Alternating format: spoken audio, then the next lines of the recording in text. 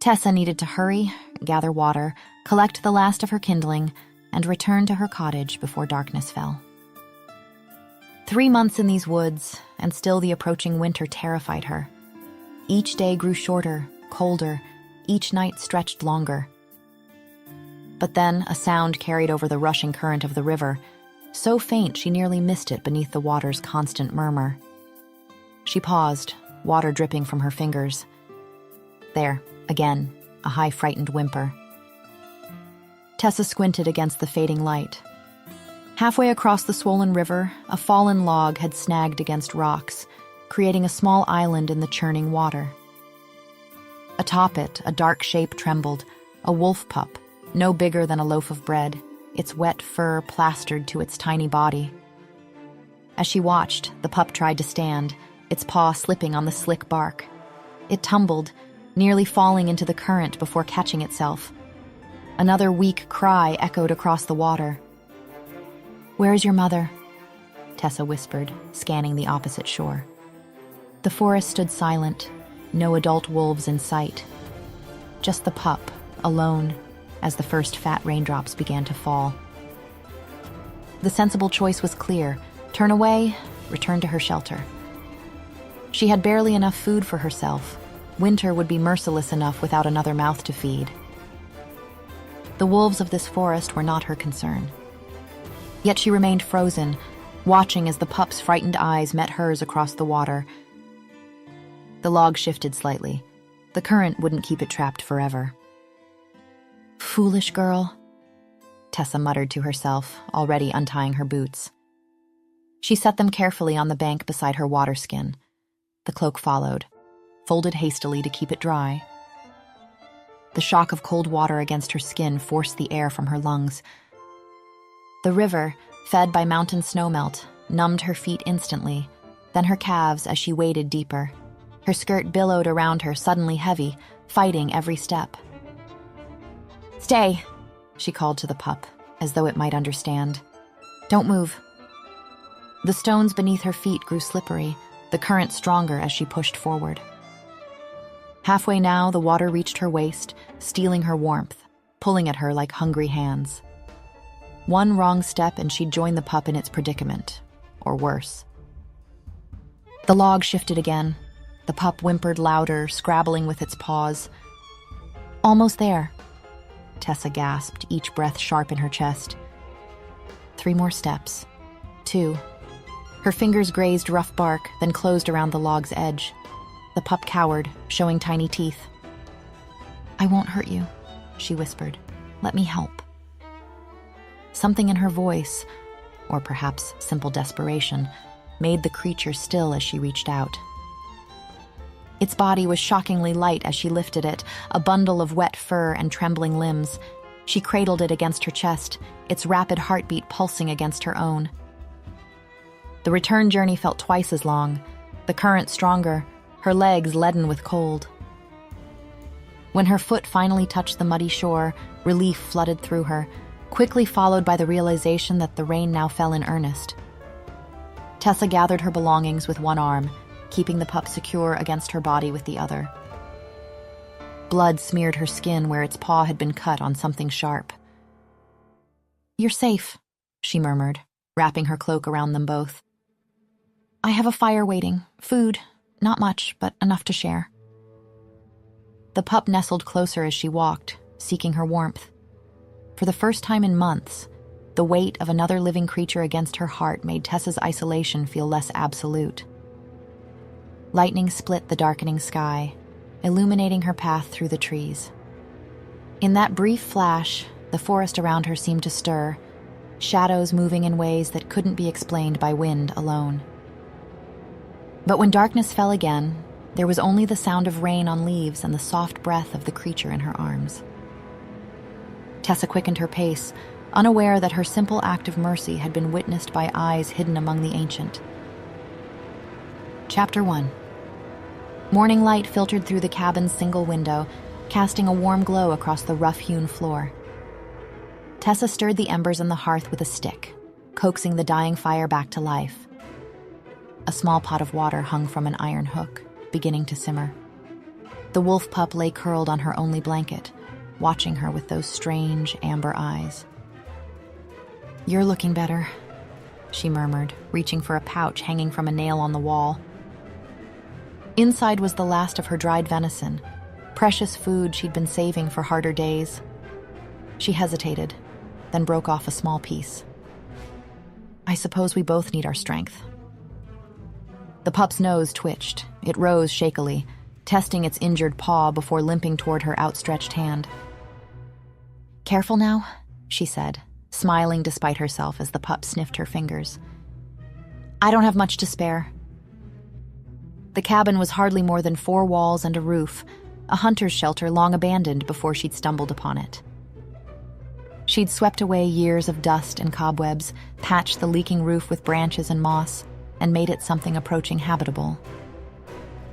Herbs hung from the rafters, wild mint, feverfew, and blackberry leaves she'd gathered from the forest. A pile of kindling stood in one corner, a wash basin in another. Her few possessions, a change of clothes, a knife, 2 books on herbs and healing, sat neatly arranged on a crude shelf. No silk sheets, no silver hairbrush, no lady's maid to dress her each morning, no father arranging her marriage to a king thrice widowed under suspicious circumstances. The pup took the meat from her fingers with surprising gentleness, retreating to the blanket to eat. "You're the first guest I've entertained," Tessa said, breaking another piece of venison. "I should warn you, my hospitality isn't what it once was." Feeding another mouth would strain her meager supplies, but as she watched the pup eat, a knot inside her chest loosened. She'd forgotten how it felt to care for something beyond her own survival. She was reaching for the pot when she noticed the change. The constant background murmur of the forest, birds calling, leaves rustling, the faint babble of the distant river, had stopped. An unnatural silence pressed against the walls of her cabin, heavy as stone. The pup froze, meat forgotten, its ears pricked forward. "What is it?" Tessa whispered, her voice suddenly too loud in the stillness. The pup whined, rising to its feet. It limped toward the door, then looked back at her expectantly. The silence deepened. Something was out there. Her heart quickened. 3 months she'd remained hidden, 3 months of looking over her shoulder. Had the king's men finally found her? Were they surrounding her cabin now, waiting to drag her back to a marriage she'd fled? The pup scratched at the door, whimpering urgently. Tessa's hands trembled as she reached for the iron poker by the fire, a poor weapon, but the only one she had. She moved to the door, pressing her ear against the rough wood. Nothing, not even the wind. Her fingers hesitated on the latch.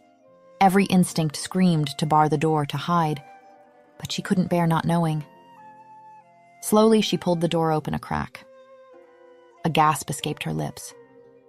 Wolves, dozens of them, standing in perfect stillness, forming a wide circle around her cabin. Their fur ranged from silver gray to tawny to deep brown, but their eyes were all the same unnatural amber as the pup's, reflecting the morning light like polished coins. The pup struggled against her legs, trying to push through the opening. "No," she whispered, but it squeezed past her before she could catch it. The wolves watched, motionless, as the pup limped into the clearing. Then, like a sea parting, they shifted, creating a path through their midst. From the trees beyond stepped a wolf unlike any Tessa had ever seen or imagined. Massive, shoulders reaching higher than her waist, with fur as black as midnight. It moved with liquid grace, power contained in every step. This was no ordinary wolf. It was something from legend, too large, too aware. The great wolf's gaze locked with hers, and Tessa forgot to breathe. Those eyes held more than animal intelligence. There was knowledge there, ancient and feral and somehow human. The pup yipped, breaking the spell. A smaller gray wolf stepped forward from the pack, nuzzling the pup with obvious relief. Its mother, Tessa realized, as the pup pressed against the female wolf's legs. The black wolf lowered its massive head, a bow, unmistakably deliberate. Then, as if responding to an unheard command, every wolf in the clearing threw back its head and howled. The sound washed over Tessa like a physical force, primal and haunting. It vibrated in her chest, raising the hair on her arms. This was no ordinary pack behavior. This felt like gratitude. When the last howl faded, the black wolf turned and disappeared into the trees. The other wolves remained, still forming their perfect circle, still watching her with those uncanny eyes. Moments later, the black wolf returned, dragging the carcass of a young deer. With deliberate steps, it brought the offering to her doorway and dropped it at her feet. Then it stepped back, those piercing eyes never leaving her face. Tessa stared at the deer, a gift that would feed her for weeks. The wolf waited, as if expecting a response. Cautiously, she reached toward the carcass.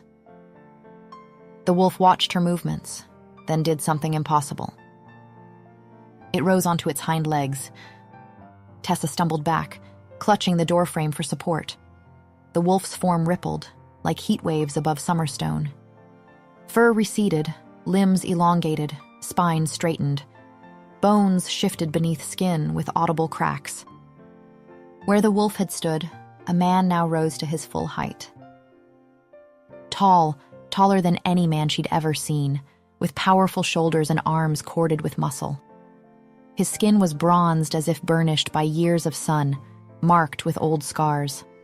Dark hair fell past his shoulders, wild and untamed.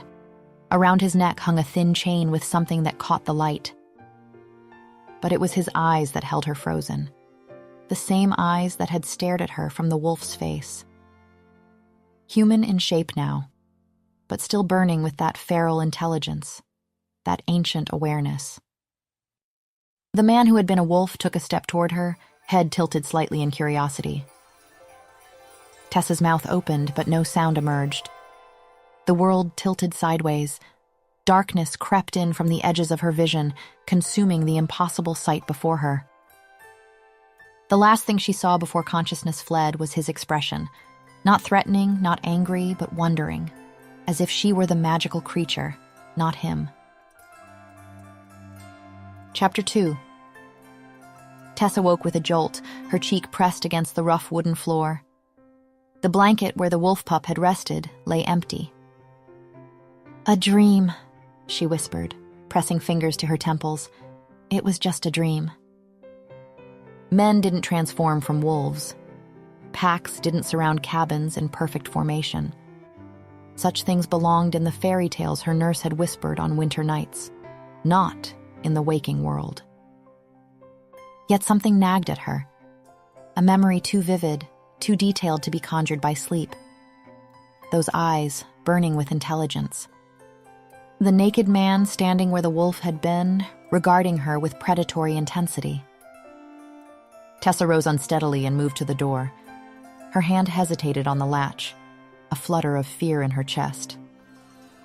What if he was still there, waiting? She drew a steadying breath and pushed the door open. The morning air struck her face, crisp with autumn's bite, and there, on the ground before her cabin, lay the evidence she couldn't deny, a deer carcass, its neck bearing the unmistakable puncture marks of massive fangs. Blood had soaked into the earth beneath it, still fresh enough to glisten in the morning light. Her knees weakened. Not a dream, then. Somewhere in these woods lived a creature of impossibility, a man who became a wolf. And he had brought her this offering like a courtier might bring flowers, only his tribute was paid in flesh and blood. But why? What did he want from her? Tessa approached the deer cautiously, glancing repeatedly at the tree line. The forest stood silent, revealing nothing, but she couldn't shake the sensation that eyes watched her from the shadows. His eyes. The deer was a young doe, plump with summer feeding, enough meat to last well into winter if properly preserved. A gift that could mean the difference between survival and starvation. She dragged it toward the old woodshed behind the cabin, the weight of it requiring her full strength. Twice she paused, certain she'd glimpsed movement among the trees, but each time saw nothing when she looked directly. Still, the sensation of being observed never faded, as if the forest itself had developed a consciousness focused entirely on her.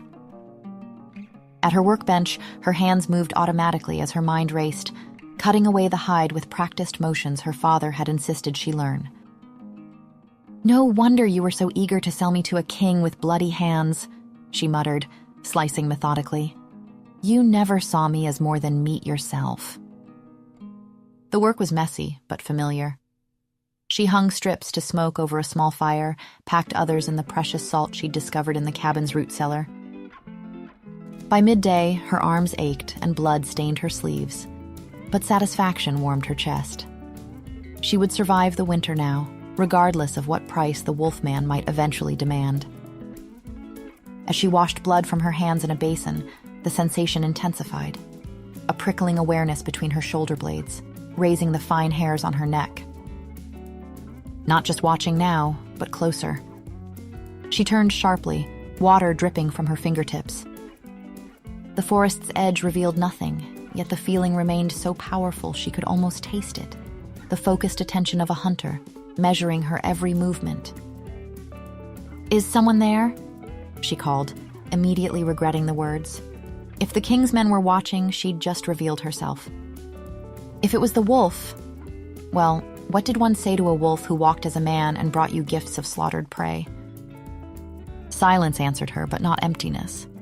The forest seemed to hold its breath, as if considering her question. A flash of movement caught her eye. There, between two ancient oaks, stood the black wolf.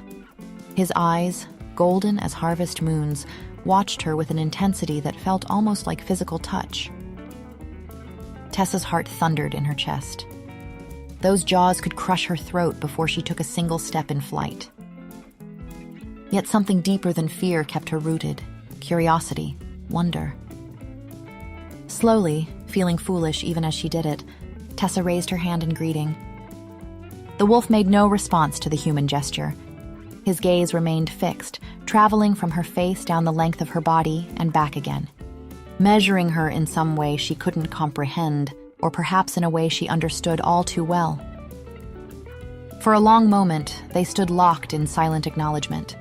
Woman and wolf, prey and predator, each wary, each fascinated by the other. Then, with fluid grace, he turned and loped away between the trees. Tessa released the breath she'd been holding, her empty hand still raised in the air. Her skin felt flushed, her pulse racing as if she'd run for miles. She gathered her fallen bundle of wood with trembling fingers, suddenly aware of a feeling she couldn't name. As if something momentous had nearly happened, but had slipped away at the last moment. Something that would return as inevitably as the tide. Chapter 3. Tessa stood at her cabin doorway, surveying the white landscape with worried eyes. Winter had arrived and her herbs were depleted, the yarrow and willow bark nearly gone. She'd need to venture deeper into the forest today, to a sheltered ravine where evergreen herbs might still survive beneath the snow. Wrapping her cloak tightly around her shoulders and tucking a small digging tool into her belt, she set out. The journey was arduous, each step sinking deep into fresh powder. By midday, she'd reached the ravine, a steep-sided gully where wind-swept rock kept the snow shallow. Tessa knelt, scraping away snow with gloved hands. Her fingers worked quickly, filling her small pouch with precious findings. So absorbed was she in her task that the voices reached her too late. "Tracks lead this way. Someone's been through here recently." Tessa froze, her breath catching, men's voices growing closer. Tessa scrambled behind a fallen log, pressing herself against cold bark. Through gaps in the deadwood, she saw them. 3 men in the unmistakable crimson and gold of King Sohan's royal guard. Her heart hammered against her ribs. 3 months hiding, and still he hunted her. "Sir, look there." One guard pointed toward her abandoned digging spot. "Someone was just here." The leader approached, kneeling to examine the freshly disturbed earth. His gloved hand reached out, lifting her forgotten herb pouch. "Still warm," he said. "The quarry is close." Tessa pressed a hand to her mouth, stifling a whimper. They were tracking her, specifically her. Not random patrols, but men sent to bring her back to the king. The third guard spotted her tracks in the snow. "This way," he called, following the depressions that led directly to her hiding place. No choice. Tessa burst from concealment, startling the men with her sudden movement. She bolted through the trees, snow hampering each desperate stride. "There, it's her, Lady Tessa!" The guards crashed through the forest behind her, gaining with each step. She couldn't lead them to her cabin. It was all she had, her only sanctuary against the deadly winter. The river. If she could reach it, cross where the ice was thick enough, perhaps she could lose them. Tessa veered sharply, heading toward the sound of rushing water. Just a few more steps. Her ankle twisted violently as her foot plunged through hidden snow into a rabbit hole. White-hot pain shot up her leg as she fell, and before she could rise, heavy hands seized her arms, dragging her upright. "Lady Tessa of House Mercer," a guard intoned formally. "By order of His Majesty King Sohan, you are commanded to return to the palace and fulfill your marriage vows." "No!" Panic clawed at her throat. "He'll kill me like the others. You know he will." The guards exchanged uncomfortable glances, but their grip didn't loosen. "We have our orders, my lady," the leader said. "The king wants his bride returned unharmed." "For how long?" Tessa demanded, struggling against their hold. "Until I'm with child? Until I've served my purpose? Have mercy." "Just following orders," the second guard muttered. They began to drag her back toward the forest. Her injured ankle screamed in protest, tears of pain and desperation freezing on her cheeks. A low rumbling growl stopped them all. There, on the riverbank, stood the massive black wolf. Snow melted around his paws from the heat of his body. His teeth gleamed, bared in a snarl that promised death. "Wolf!" the leader shouted, releasing Tessa to draw his sword. "Stand back!" The beast launched forward with impossible speed, a blur of midnight fur and terrible purpose. The guard's sword swung, but the wolf was already past his defenses, jaws closing around the man's arm with a sickening crunch of bone. The other men released Tessa, drawing their weapons, but the wolf was a whirlwind of savage movement, too fast, too strong, too precise in his attacks. One guard fled, disappearing into the trees with a cry of terror. The leader staggered back, his broken arm hanging useless at his side. "Demon!" he gasped, stumbling away.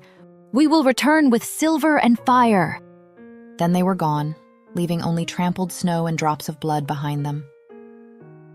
The wolf stood panting in the sudden silence, steam rising from his muzzle. Blood stained his jaws, dripping onto the pristine snow beneath him. Slowly he turned toward Tessa, those golden eyes finding hers. No longer was there any confusion about what this creature was, not merely animal, not merely predator, but something ancient and terrifying in its perfect violence. Tessa could not run, could not fight, could only watch as death or salvation approached. "Please," she whispered, her young voice breaking with fear. "Don't eat me." The air around the wolf rippled like heat above summer stones. Fur receded, limbs elongated, and where the beast had stood, the man now rose, naked and magnificent against the white landscape. Tessa averted her eyes instinctively, then found them drawn back as if pulled by some invisible force. In daylight, she could see him clearly, the powerful muscles shifting beneath his skin, the strange pendant hanging from the chain around his neck. He approached, and each step was measured, deliberate, like a hunter stalking prey that had nowhere to run. "Thank you," Tessa murmured, "for saving me." He tilted his head, studying her words. A smear of guard's blood still marked his lower lip. "Can you understand me?" she asked, fighting to keep her voice steady. No response came from his lips, though his eyes narrowed slightly. "Do you have a name?" she tried again. He knelt before her in the snow, seemingly unbothered by the cold against his bare skin. His gaze traveled from her face down to her ankle, then back up again in a slow appraisal that left her skin tingling beneath her wet clothes. He reached out one hand, hesitating just before touching her injured ankle. His fingers were stained with blood, yet surprisingly elegant. A killer's hands capable of both violence and, perhaps, gentleness. "It's not broken," she told him, unsure if he understood. "Just twisted. I can—" Before she could finish, he scooped her into his arms as if she weighed nothing, cradling her against his bare chest. Tessa gasped, her hands instinctively flying to his shoulders for balance. Her fingers met warm skin stretched over hard muscle, and she jerked them back as if burned, only to find nowhere else to place them. "Wait," she protested weakly. "I can walk." He silenced her with a single look, not cruel, but utterly implacable. He had decided she would be carried, and so she would be. There was no negotiation, no deference to her wishes. As he began walking, Tessa became acutely aware of how her body pressed intimately against his naked chest, and heat bloomed across her cheeks, spreading lower still. She had never been held like this, not by her distant father, not by the courtiers who had danced with her at arm's length. Her heart thundered so loudly she was certain he must hear it, must feel it where her body pressed against his. What did he see when he looked at her with those impossible eyes? A meal deferred? A curiosity? The forest embraced them both in its winter silence, predator and prey, savior and saved, bound together in a moment where all the rules of her former world had ceased to exist, leaving only this strange new reality where danger and salvation wore the same face. Chapter 4. The cabin's warmth enveloped them as Tessa limped inside with Khan's support. His massive frame seemed to shrink the small space, his wild presence making the familiar suddenly strange. Unlike her, who had been raised with rigid notions of propriety, he seemed entirely comfortable in his skin, indifferent to his exposure. His gaze followed her every movement with predatory focus, missing nothing. Tessa busied herself with finding herbs for her ankle, the silence stretching between them, broken only by the wind whistling through the cabin's crack. "You need clothes," she said finally, her voice higher than usual, unable to maintain the pretense of ignoring his nakedness any longer. "I can't have you catching your death after you saved me." She rummaged through her meager belongings, her hands trembling slightly as she produced her spare chemise and a woolen shawl. He stared at the offerings, head tilted. Not confusion, she realized, but assessment, as if clothing were a strange custom he found puzzling but was willing to humor. "Here," Tessa demonstrated, holding the chemise against her own body, then gesturing toward him. "For wearing." She slipped the chemise over his head with trembling fingers, guiding his arms through the sleeves. He complied, but his eyes never left her face as he did so, watching her reaction with an intensity that made her flush. The garment, loose on her slender frame, stretched precariously across his broad chest and stopped well above his waist, leaving him still largely exposed. "Well," she said, cheeks burning at the sight, "that won't do at all." He looked down at himself, plucking at the tight fabric with a curious finger. When he looked back up at her, his expression held something new, a glimmer of amusement at her discomfort, perhaps even enjoyment of it. Tessa retrieved her cloak next, gathering her courage before approaching him again. "Stand still," she instructed, surprised by the steadiness in her voice as she wrapped the cloak around his lower half and tied it at his waist. The makeshift skirt barely covered his thighs, but it was better than nothing. Still, the arrangement seemed to emphasize rather than diminish his physical presence, and a nervous laugh escaped Tessa's throat before she could stop it. The absurdity and tension of the situation suddenly overwhelming. The man's head snapped toward her at the sound, eyes brightening with interest. "Very amusing," she said, limping toward the hearth to put distance between them. "Now let me see about a fire before we both freeze." He followed, crouching beside her with fluid grace as she reached for her tinderbox. She could feel his breath on her neck as he leaned closer still, their shoulders touching as he sniffed at the tinderbox with intensity. "This," she explained, her voice betraying her awareness of him, "makes fire." His eyes lit with genuine interest. Tessa placed the box in his palm, intending to show him how it worked. Instead, he immediately pried it open, tipping the precious flint and steel onto the floor with a decisive sound. "Khan!" he exclaimed, pointing at the scattered contents, the sound more declaration than question. No, Tessa said, gathering the pieces. "Though I suppose that answers what to call you." She arranged kindling in the hearth, acutely aware of how close he sat, how his eyes missed nothing. Not the quickening of her pulse at her throat, not the flush that had spread from her cheeks down her neck, not the way she shifted unconsciously toward and away from him in equal measure. "Fire is important," she said, speaking clearly as she struck the flint, desperate for distraction. "Fire keeps us warm, like this, see?" Sparks flew, catching the dried moss. Tessa bent forward, blowing gently until tiny flames flickered to life. Khan's reaction was immediate. He inched forward, reaching toward the growing flames with the confidence of one who has known fire before. "Careful!"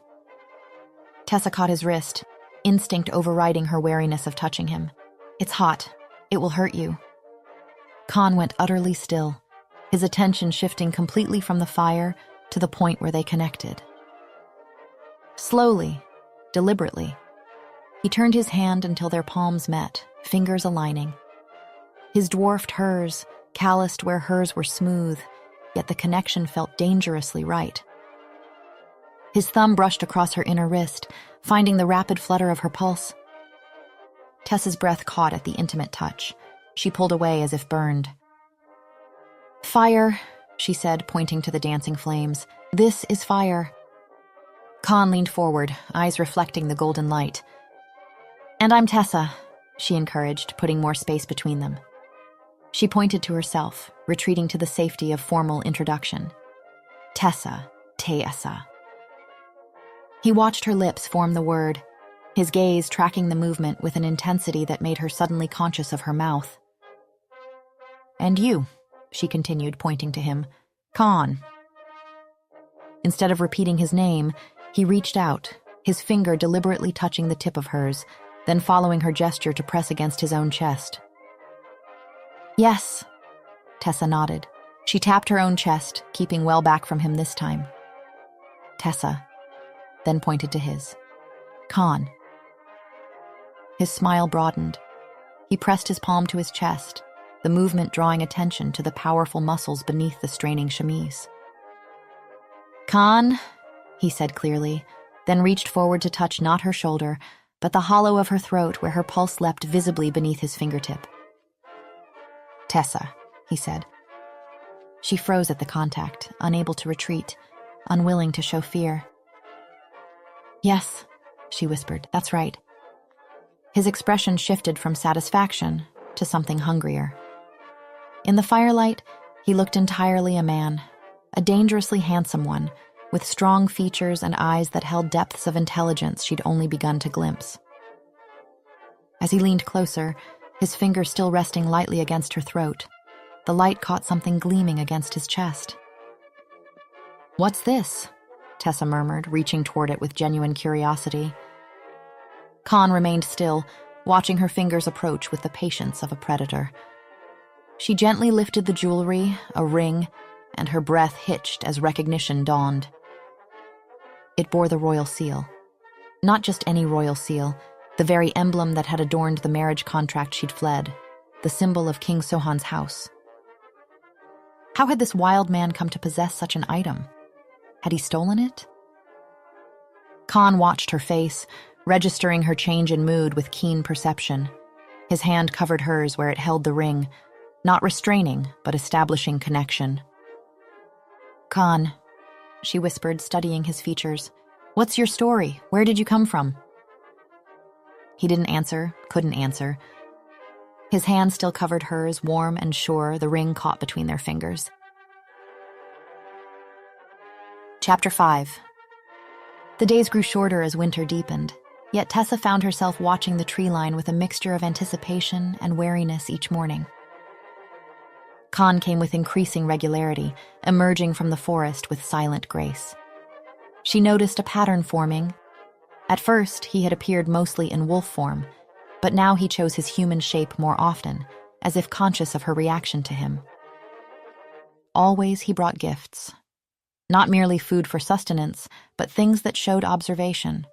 Winter berries from branches too high for her to reach, unusual stones with patterns that caught the light. In return, Tessa created proper clothing for him, though the task involved standing closer than felt entirely safe, measuring his broad shoulders and the powerful muscles of his thighs. His body radiated heat that seemed to pull her forward like gravity. "Arms through first," she instructed one morning, holding up the shirt she'd spent evenings crafting. Khan complied, his expression not confused but calculating, as if indulging her strange human custom while finding it unnecessary. The shirt strained across his chest in a way that concealed nothing of the power beneath. By midday, he'd invariably shed the shirt, claiming his freedom with unmistakable relief. But the trousers he tolerated only after Tessa made it clear she would not continue their lessons without some concession to modesty. Their days fell into a rhythm fraught with unspoken currents. Morning brought language lessons. Simple words at first, objects they could touch, and actions they could demonstrate. "Water," she said, holding up a cup. "Water," he repeated, the word flowing smoother each day. "Bread." "Bread," he echoed, reaching not for the loaf but for her wrist, his fingers encircling it with gentle pressure as he took the food from her hand. "You must ask first," she said, trying to maintain the structure of the lesson despite her racing heart. "Say, please." His eyes held hers as he formed the word, "please," with a deliberateness that transformed the simple request into something that felt far more intimate. His vocabulary grew with remarkable speed, though he spoke rarely, relying more on the physical language that seemed to come naturally to them both.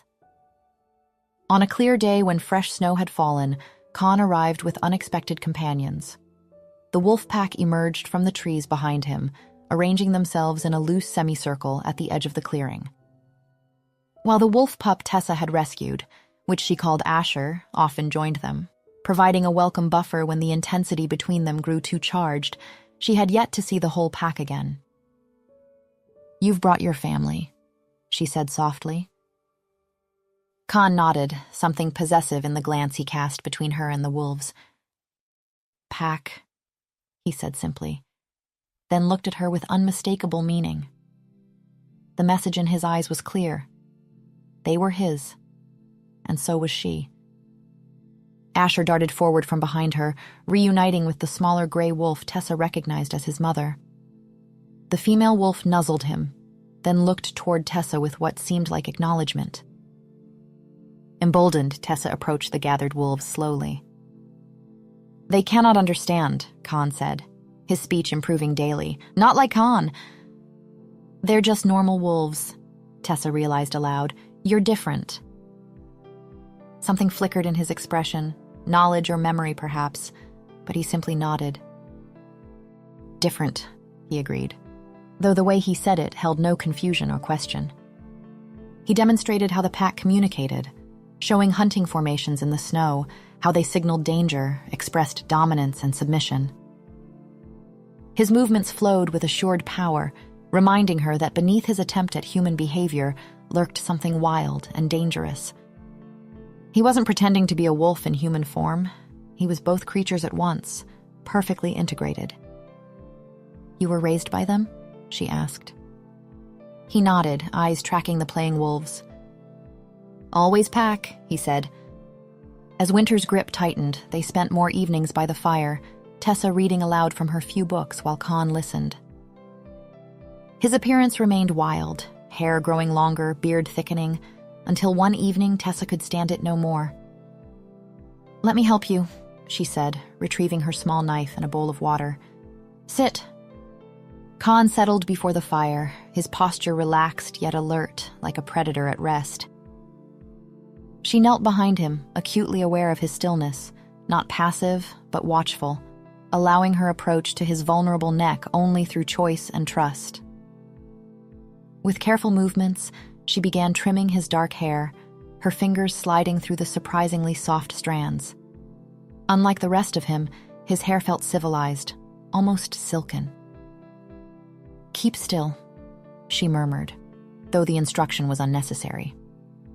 He remained motionless except for the steady rise and fall of his breathing. When she'd finished with his hair, she hesitated before moving to face him. This next part would require closer proximity, a level of intimacy that sent warning signals fluttering through her stomach. Drawing a steadying breath, she knelt before him. "Now for this," she said, gesturing to his beard. "Don't move." With one hand steadying his jaw, she worked carefully with the knife, revealing the strong lines of his face one stroke at a time.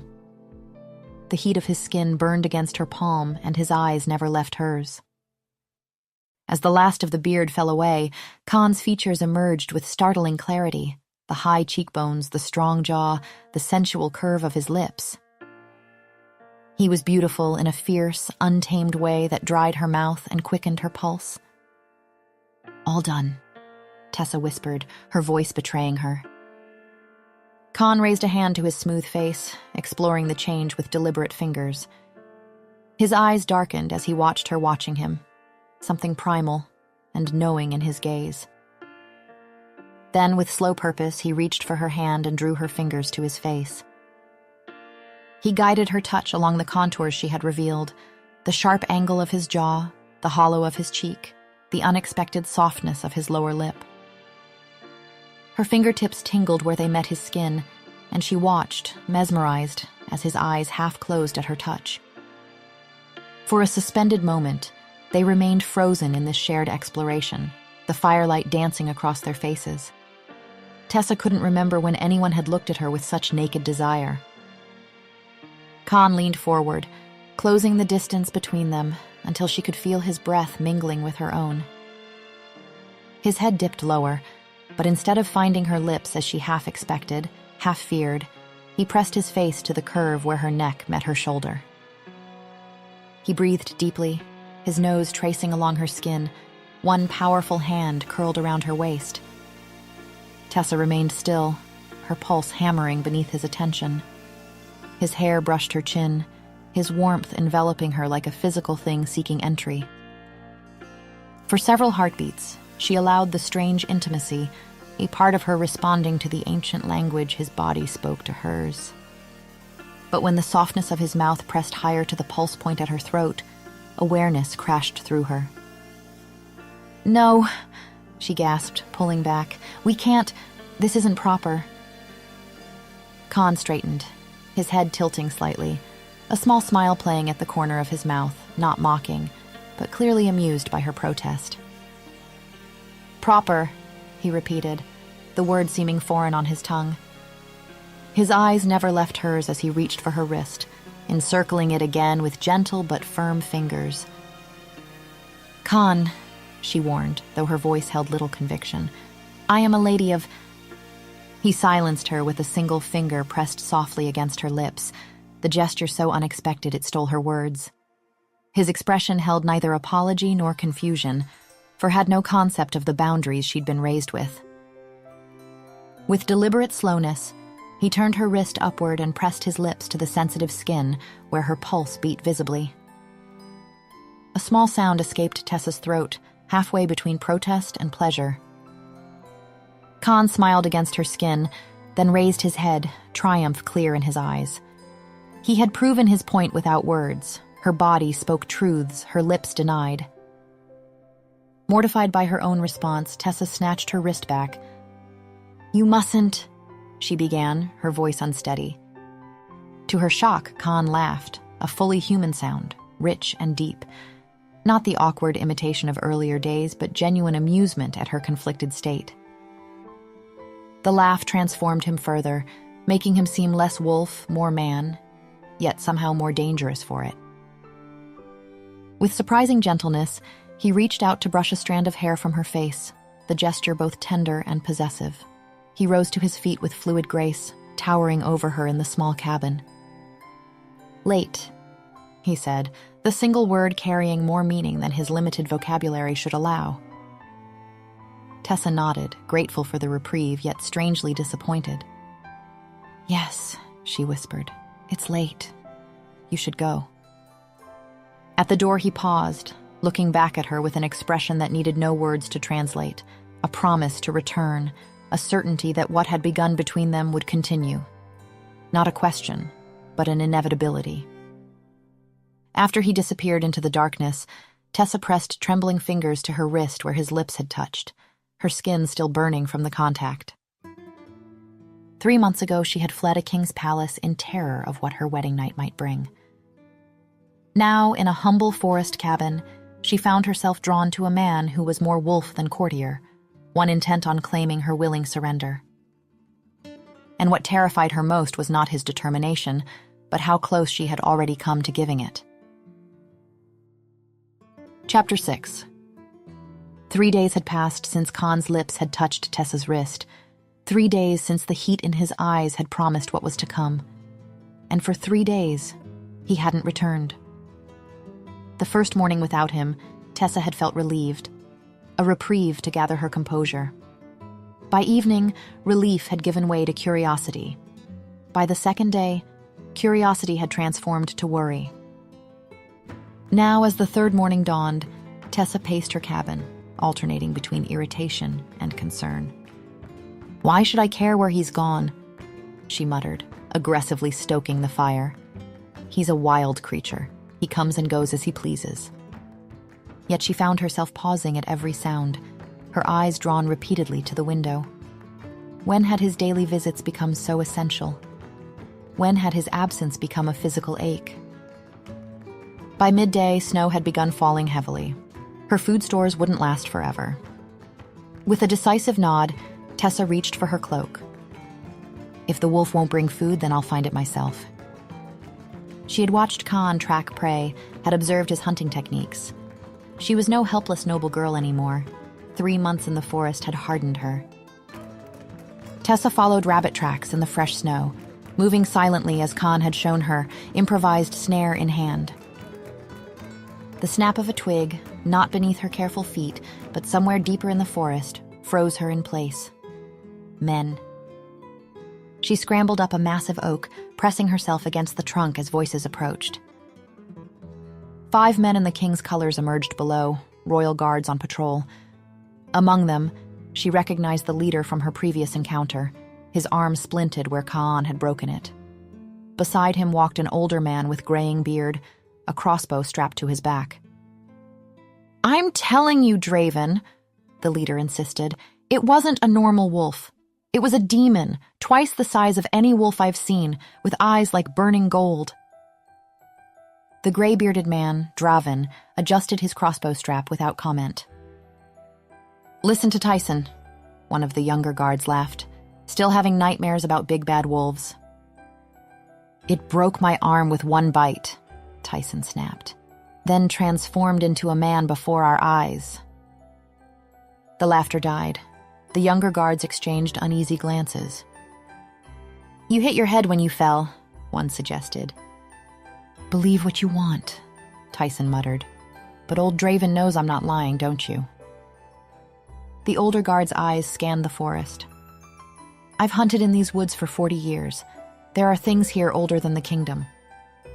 "Well, wolf or no wolf, we need to find the girl," one said. "King Sohan grows more impatient by the day." "And more dangerous," another added quietly. "What do you think he'll do to her when we bring her back?"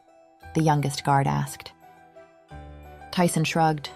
"Probably the same thing he did to his other queens." Ice slid down Tessa's spine. She'd suspected, but hearing it confirmed by the king's own men turned fear to certainty. "Hush," Draven said suddenly. "Hear that?" Tessa realized her foot had slipped, causing a branch to crack beneath her weight.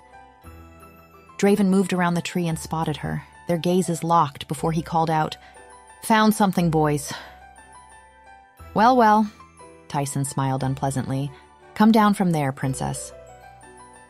"I am no princess," Tessa called down, clinging tighter. She's right, Draven said. She is a queen, married to our king. Tyson snorted. Not for long at the rate he goes through wives. Get down, another guard demanded, or we'll cut the tree down with you in it. I'll die before I return to him, she said, meaning every word. Tyson unsheathed his sword. That can be arranged, though His Majesty prefers to do the killing himself. The younger guards laughed, but their mirth died as a bone-chilling howl pierced the forest silence. No, Tyson whispered, his face draining of color. Not again. The massive black wolf burst from the undergrowth like a shadow given form, launching into their midst with terrifying precision. He went for Tyson first, fangs closing on the arm that had already felt their power. The man's scream cut through the forest as bones shattered anew.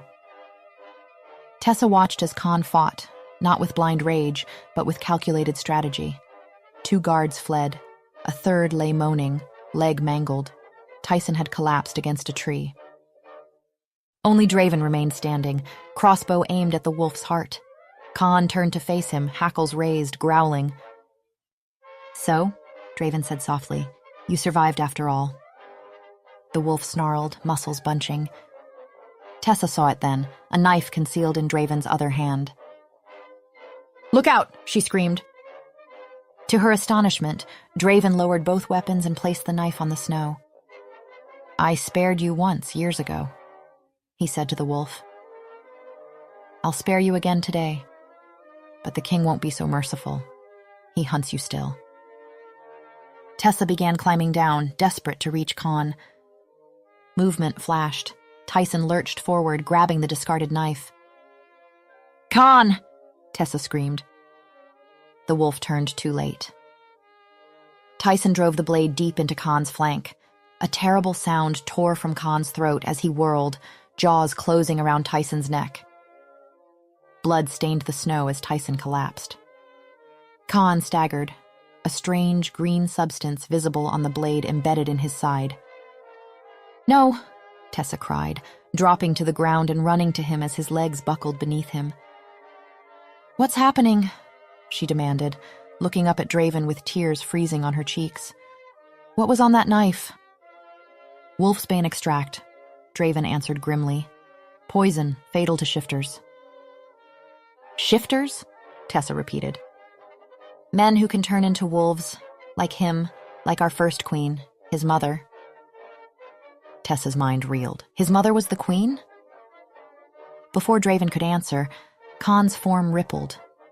The transformation seemed agonized, fur receding, limbs elongating until the man lay before them, naked and vulnerable, the knife protruding from his human side. His eyes, dulled with pain but still golden, found hers. One hand reached weakly toward her face. Please, Tessa begged, turning to Draven. Is there a cure?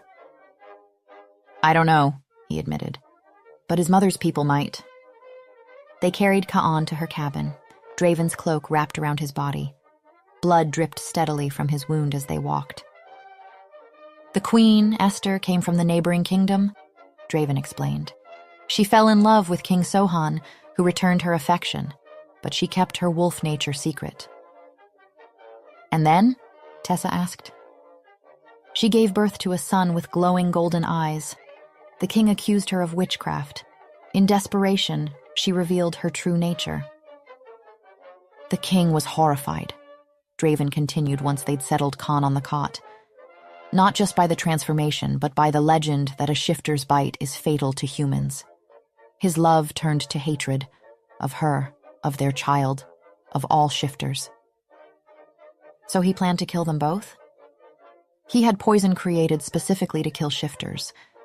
When the queen discovered his plan, she fled with the infant prince. I was sent to hunt them down. You? Tessa's hand stilled. Draven nodded. I tracked them until I cornered them near a wolf den. You killed her, Tessa whispered. She fought, Draven said, his voice hollow with regret, transformed to protect her child. And the baby? Tessa demanded, her hand finding Khan's. You left an infant to die? Shame crossed the hunter's face. Yes. That was not right, Tessa said, anger cutting through fear. That was murder. I am a hunter. I do what I am contracted to do. She saw the guilt in his eyes and seized upon it. Then I contract you now, she said firmly. Go to his mother's people. Tell them the prince lives but needs help. Draven shook his head. I am the king's man who killed their queen. They'll tear me apart. Or they'll listen when you bring news of her son, Tessa countered. You owe him this chance. Khan's breathing had grown labored, his skin burning with fever. The wound seeped blood mixed with greenish fluid. Draven studied them both, the dying shifter prince and the desperate young queen willing to defy a king for him. I'll try, he said finally. Keep the blade in until help arrives. Removing it will only spread the poison. Keep him cool and make him drink water if he wakes. He moved toward the door. If I don't return by tomorrow's nightfall, it will be because I can't. Tessa nodded. Go quickly. After Draven departed, she bathed Khan's face with cool water. His eyes flickered open occasionally, focusing on her with confusion before pain dragged him back under. Hold on, she whispered, pressing her lips to his burning forehead. Please hold on. Chapter 7. Through the night, his condition had steadily worsened. The strange green discoloration spread outward from the wound, veining his side with unnatural color. His breathing grew more shallow with each passing hour. Draven had not returned, and Tessa's hope faded with the stars. If help was coming, it would have arrived by now. I won't let you die, she whispered, smoothing sweat-dampened hair from his forehead. I won't. She had studied healing texts secretly when her father deemed such knowledge unsuitable for a future queen. If Draven couldn't bring help, she would create her own remedy. Tessa stepped outside where movement caught her eye. Asher, the wolf pup she'd rescued, now nearly full-grown. He's dying, Tessa told the wolf. I need to find herbs to help him. To her surprise, several more wolves materialized from the forest, forming a loose semicircle around her, Khan's pack. Without their alpha, they seemed uncertain, wary, yet they hadn't fled. I need winter root, she explained, and blood moss, fever fern. Asher tilted his head, then turned toward the trees, looking back expectantly.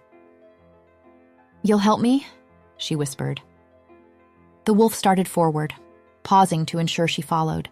The rest of the pack flanked them as Tessa hurried after Asher. He led her to places she would never have found alone, and by midday, her pouch bulged with healing plants. Tessa worked feverishly, grinding herbs into poultices, brewing others into bitter teas.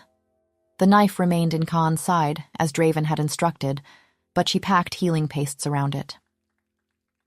Hours passed with no change. Night fell, and still Tessa worked, replacing poultices, bathing his fevered skin. The wolves remained outside, occasional howls breaking the silence.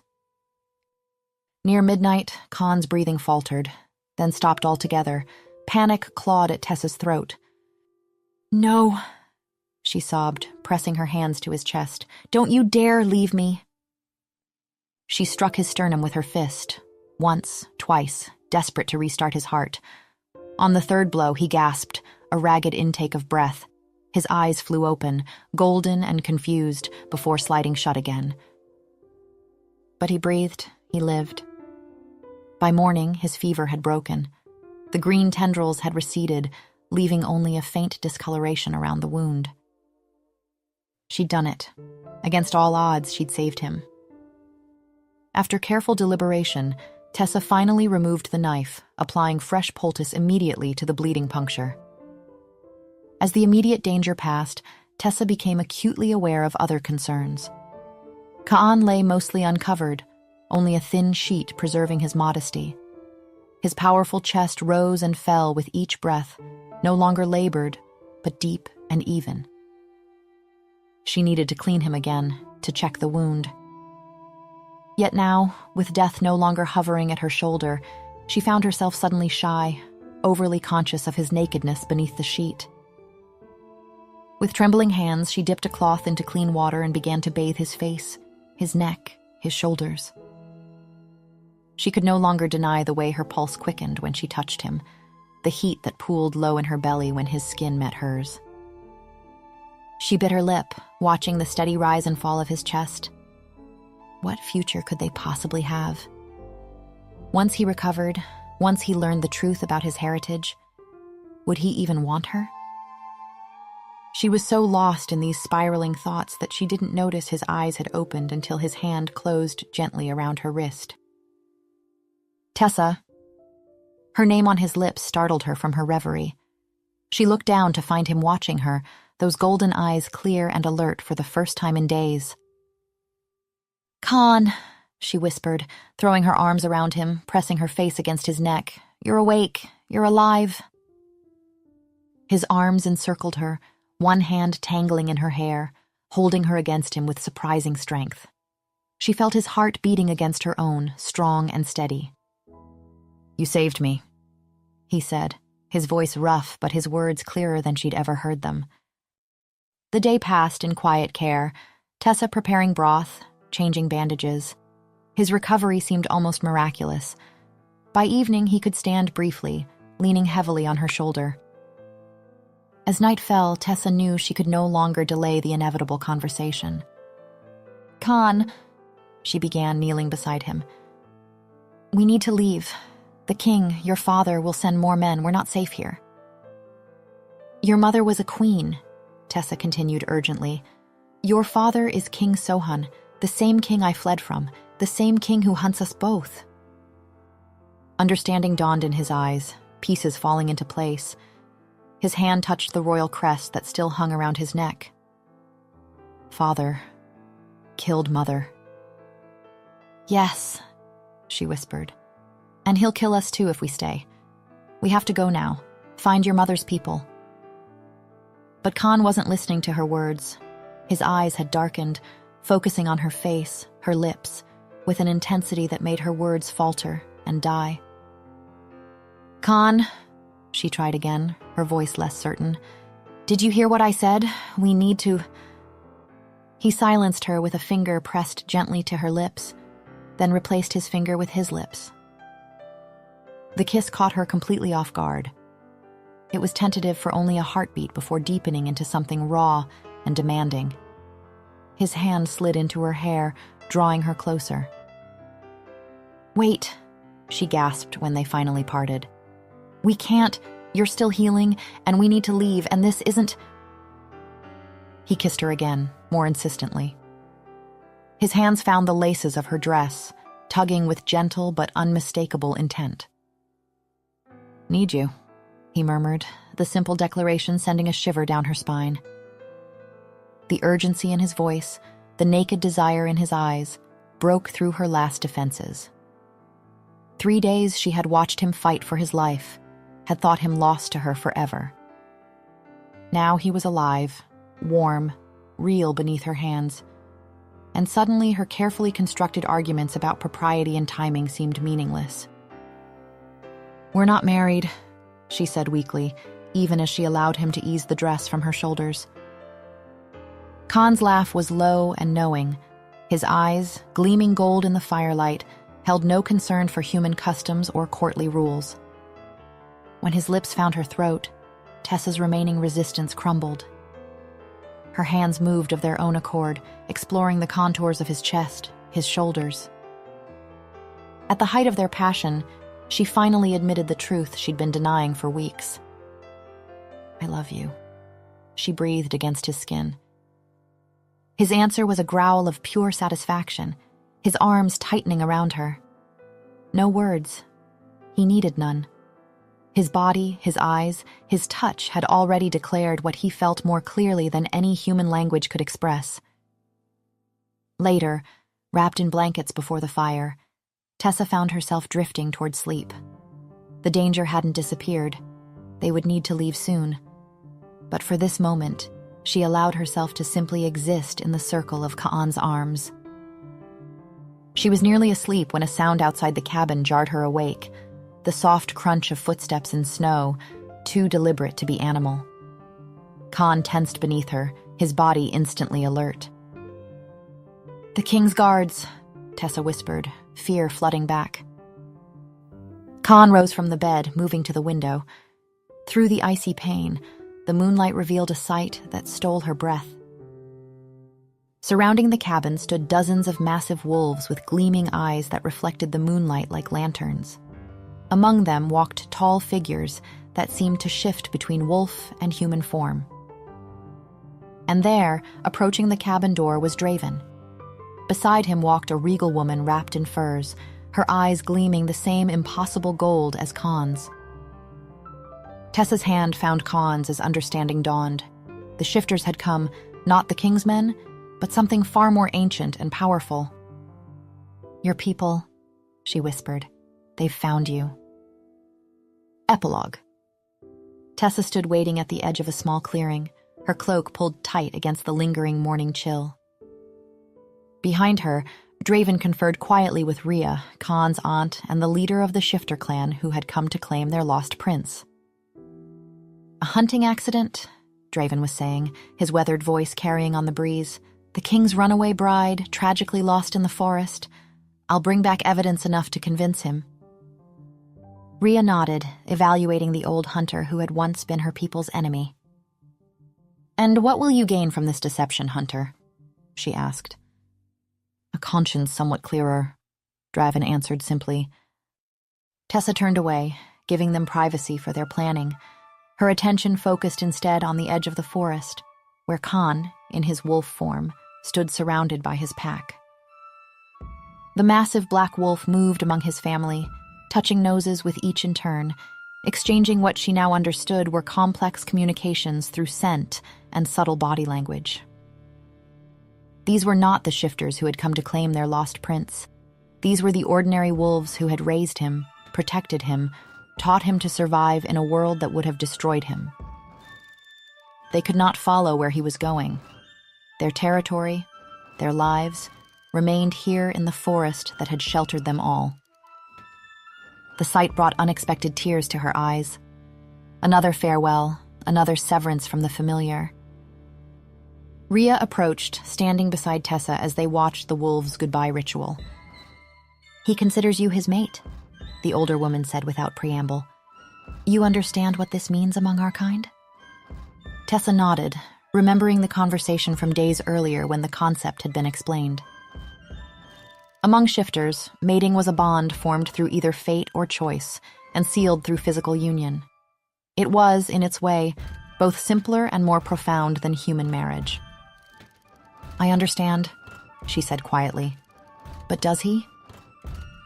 Rhea's lips curved in a rare smile. "He understood long before you did.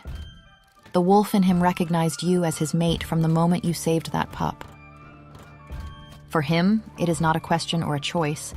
It is simply fact, as certain as the moon's pull or the changing seasons."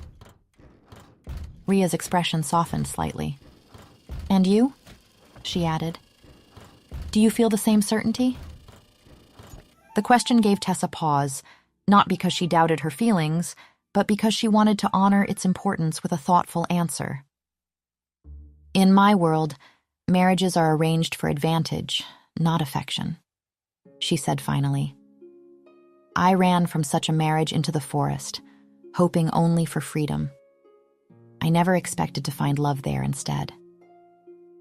She looked at Ka'an, still moving among his wolf family. "I'm nervous about the life ahead, but I've never been more certain of him." Rhea followed her gaze. "He straddles two worlds, never fully wolf, never fully human.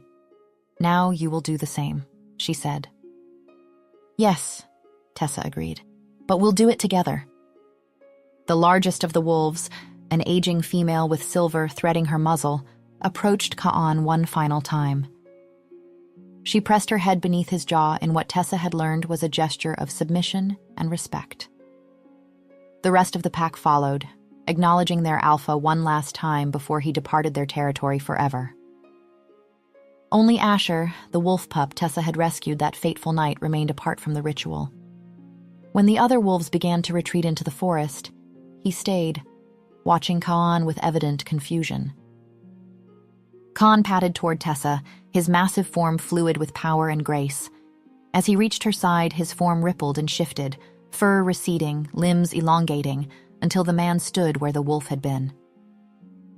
Rhea, accustomed to such transformations, didn't flinch, though Draven still averted his eyes. "They understand," Kaan said simply, accepting the clothes Tessa handed him. His words were few but carried weight. The wolves recognized he was embarking on a journey they couldn't follow. "Will they be all right without you?" Tessa asked, watching the pack disappear into the shadowed forest. Kaan nodded as he dressed. "Strong pack, new alpha soon." His eyes followed her gaze to where the growing pup still lingered. "But Asher comes." As if hearing his name, the young wolf trotted forward, coming to stand beside Tessa. He nudged her hand with his muzzle, and she scratched behind his ears with familiar affection. "He's chosen you," Kaan explained, watching the interaction with evident approval. "Young wolves sometimes leave, find new pack." Tessa took a deep breath, looking once more at the kingdom she was leaving behind. Not just a place, but an identity. Noble woman, almost queen, dutiful daughter. "Ready?" Kaan asked softly. Ahead lay uncertainty, a life among people whose ways were still strange to her, whose acceptance wasn't yet guaranteed. But Kaan would be there, and Asher. "Ready," she confirmed, squeezing his hand. Together they turned away from the forest of their first meeting, following Rhea toward the lands where shifters had maintained their ancient ways for generations. Asher trotted at their heels, occasionally darting ahead to scout the path before returning to their sides. Tessa didn't look back. The life behind her had been planned by others. The one ahead would be of her own choosing. Wild and uncertain, yes, but freely chosen, and all the more precious for it. As they crested the hill, leaving King Sohan's realm behind, Kaan's hand tightened around hers. They had found each other against impossible odds. A runaway bride and a wolf prince had built understanding in the spaces between words, in the language of presence and protection that transcended human speech. So no words were needed between them now to capture what existed between them. This thing both wild and tender, ancient and new. It lived in the brush of his fingers against her wrist, in the warmth of his body beside hers at night, in the silent promise of his eyes meeting hers across any distance.